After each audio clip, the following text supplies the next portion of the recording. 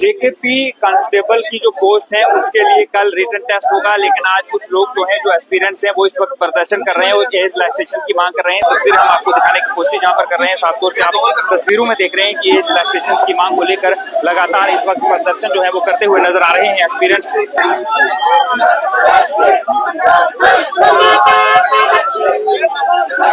दूसरी तस्वीर हम आपको दिखा रहे हैं कि जम्मू कश्मीर पुलिस की बात करें तो जम्मू कश्मीर पुलिस की तैनाती यहाँ पर कर दी गई है ताकि जो एक एज रिलैक्सेशन की मांग को लेकर जो यहाँ पर जो एस्पिरेंट्स हैं वो प्रदर्शन कर रहे हैं वो प्रेस क्लब से बाहर ना जाने पाए, इसको लेकर जम्मू कश्मीर पुलिस की भारी तैनाती जो है वो यहाँ पर पहले से कर दी गई है ताकि जो रोड है वो बंद ना हो।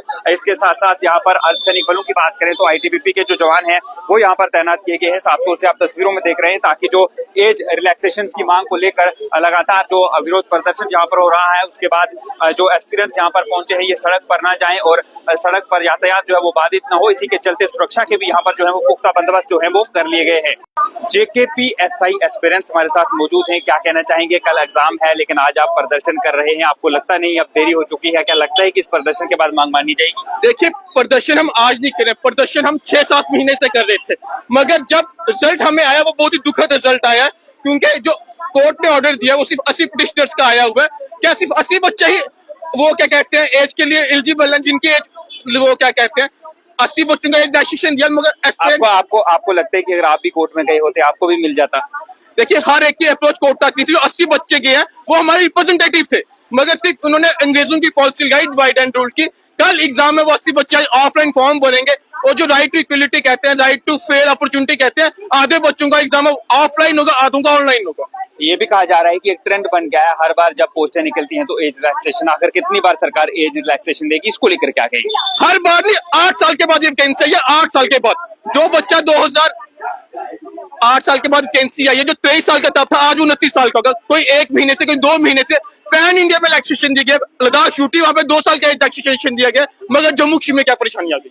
अब आपकी किस तरह की मांग है, क्योंकि कल एग्जाम है, आपको लगता है कि अब एक जो दिन रह गया है क्योंकि एडमिट कार्ड जो है वो रिलीज हो चुके हैं, तो आपको आज प्रदर्शन का कोई फायदा होगा? अगर गवर्नमेंट तक हमारी बात पहुंची होगी तो देखेंगे कि यूथ एग्रेसिव वे में है। हालांकि हम पीसफुल प्रोटेस्ट करें, फिर भी पुलिस को पीछे से ऑर्डर आता है कि हमें महाराजा हरि सिंह के स्टैच्यू तक ना पहुंचने दिया जाए। आपको अपनी बात जो है वो रखनी है, आप यहाँ से रखें वहां से रखें, महाराजा हरि सिंह जी के स्टैच्यू पर जाकर आपको एज रिलैक्सेशन मिल जाएगी। हमें अफसोस होगा ना कि इस महाराजा जिसने जम्मू कश्मीर राज्य को बनाया, उनके यूथ के साथ आज क्या हो रहा है। उन्हीं के चरणों में माथा टेके होते और क्या करते हम रखे, पत्थर तो हम मार नहीं सकते थे। अब जिस तरह से कल मैंने कहा कि एडमिट कार्ड तो रिलीज हो चुके हैं, कल एग्जाम है, बाकी सब लोग एग्जाम देने जाएंगे, अभी आप प्रदर्शन कर रहे हैं, जिस तरह से एडमिट कार्ड की मैंने बात कही ना वो रिलीज हो चुके हैं, अब आपको लगता है कि अब कोई फायदा या आपको कोई और जो रास्ता है वो क्या बचा है, आप क्या समझते हैं?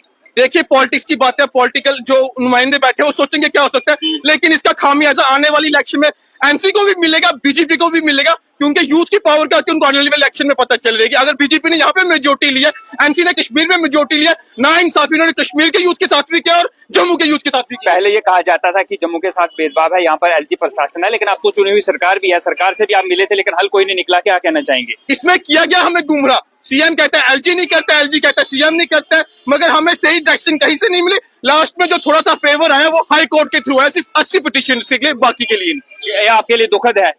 सबके लिए दुखद है, मेरे लिए नहीं, पूरी स्टेट के लिए दुखद है, क्योंकि एक स्टूडेंट पूरा परिवार जुड़ा था, उसके माँ बाप, उसके भाई बहन, सबको एक उम्मीद होती है कि उनको मौका मिलेगा, मगर वो मौका हमें नहीं मिला। 5.5 लाख 5.5 लाख लोग जो हैं वो उम्मीदवार हैं और 4000 पोस्ट हैं, कैसे देखते हैं? यहाँ से पता चलता है कि अनएम्प्लॉयमेंट कितना है और गवर्नमेंट की जो अनएम्प्लॉयमेंट दूर करने की स्ट्रैटेजी जो विफल हो रही है। चलिए, बहुत बहुत शुक्रिया।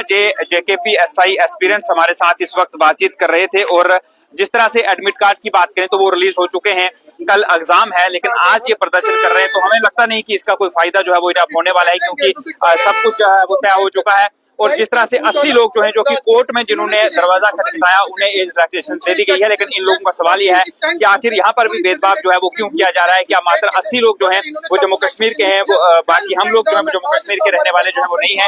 लेकिन सबसे बड़ी बात यह है कि मात्र 4000 पोस्ट हैं, 5.5 लाख उम्मीदवार जो है उन्होंने इसको लेकर फॉर्म भरा है, तो आप समझ सकते हैं कि किस तरह से जो बेरोजगारी है वो जम्मू कश्मीर के अंदर चरम सीमा पर है। और ये कह रहे हैं कि पहले ये कहा जाता था कि यहाँ एलजी प्रशासन है, चुनी हुई सरकार होगी तो वो इनकी बात सुनेगी, अब यहाँ पर सरकार भी चुनकर आ गई है और अब सरकार कह रही है कि एलजी करेंगे, एलजी कह रहे हैं कि ये सरकार करेंगे। ये लोग जो है वो परेशान है और अपनी मांगों को लेकर प्रदर्शन कर रहे हैं। अब देखना ही होगा कि कल जिस तरह से एज रिलैक्सेशन को लेकर जो है ये प्रदर्शन कर रहे हैं, लेकिन कल पेपर है, एडमिट कार्ड रिलीज हो चुके हैं, तो अब बीच का रास्ता जो है वो क्या निकलता है और आपकी इस पर क्या राय है, आप अपनी राय जरूर रखें। संजीव कोता के साथ रवि शर्मा, कश्मीर टाइमलाइन न्यूज, जम्मू।